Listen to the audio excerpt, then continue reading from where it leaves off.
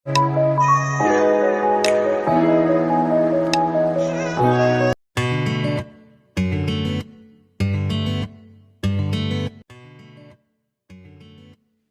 Islam.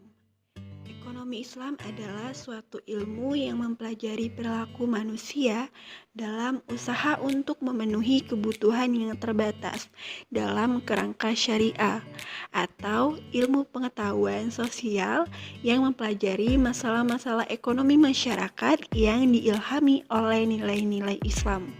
Asas ekonomi Islam. Asas dan kaidah sistem ekonomi Islam terdiri dari 3 hal. Yang pertama, kepemilikan atau ownership. Kepemilikan ini terbagi menjadi 3, yaitu kepemilikan individu, kepemilikan umum, dan kepemilikan negara. Yang kedua yaitu adalah distribusi atau disebut dengan distribution, yaitu menjamin kebutuhan per individu warga negara. Yang ketiga, disposisi atau tasarruf, yaitu pengembangan hak milik, nafkah, dan infak. Kebijakan mikroekonomi Islam. Di dalam kebijakan mikroekonomi Islam, yaitu adanya kebutuhan manusia.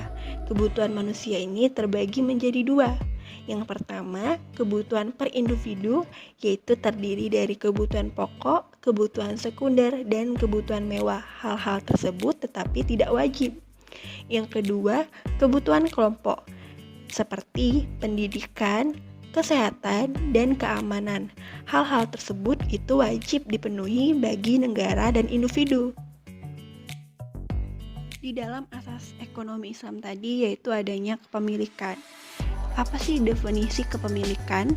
Kepemilikan itu adalah izin pembuatan untuk memanfaatkan zat dan jasa tertentu yang menyebabkan pemiliknya berhak mendapatkan kegunaannya serta mendapatkan kompensasi darinya. Bentuk-bentuk kepemilikan.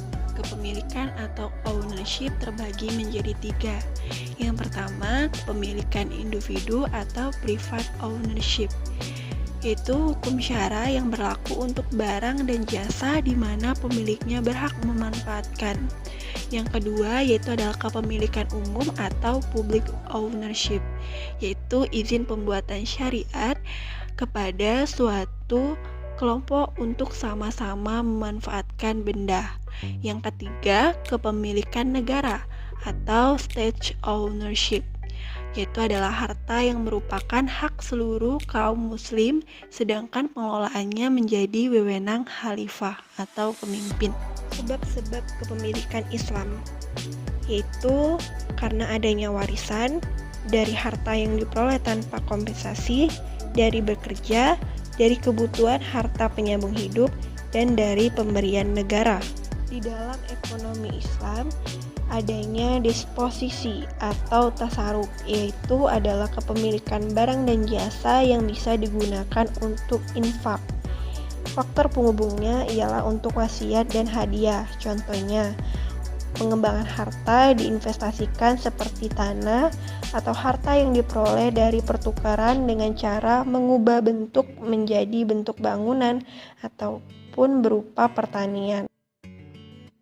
Di dalam konsep dasar ekonomi Islam terdapat hukum tanah pertanian yang berfungsi untuk melakukan pengembangan tanah pertanian dengan cara melakukan ekstratifikasi tanah pertanian seperti pembelian lahan, memagari, menghidupi tanah yang mati dari pemberian negara kepada petani. Untuk melakukan identifikasi kepada tanah pertanian, yaitu petani hukumnya wajib untuk mengelola tanah yang diberikan oleh negara, dan di dalam Islam untuk menyewakan tanah tersebut hukumnya haram. Selanjutnya yaitu adanya hukum tanah perdagangan. Bentuk perdagangan terbagi menjadi 2, yaitu perdagangan domestik dan perdagangan luar negeri. Contohnya jual beli salam, syarf atau disebut uang dengan uang yang hukumnya halal, sedangkan dalam perdagangan seperti riba, tadlis, dan penimbunan hukumnya haram. Selanjutnya yaitu hukum syarikah, adalah akad antara 2 orang atau lebih yang keduanya sepakat untuk melakukan kerjasama dalam bentuk kekayaan dengan tujuan untuk mencari keuntungan. Hukum syarikat dalam Islam harus dilakukan dengan ijab dan qabul sesuai dengan syar'i, dan harus ada objek akad atau sesuatu yang bisa diakadkan. Kemudian orang tersebut boleh melakukan tasarruf.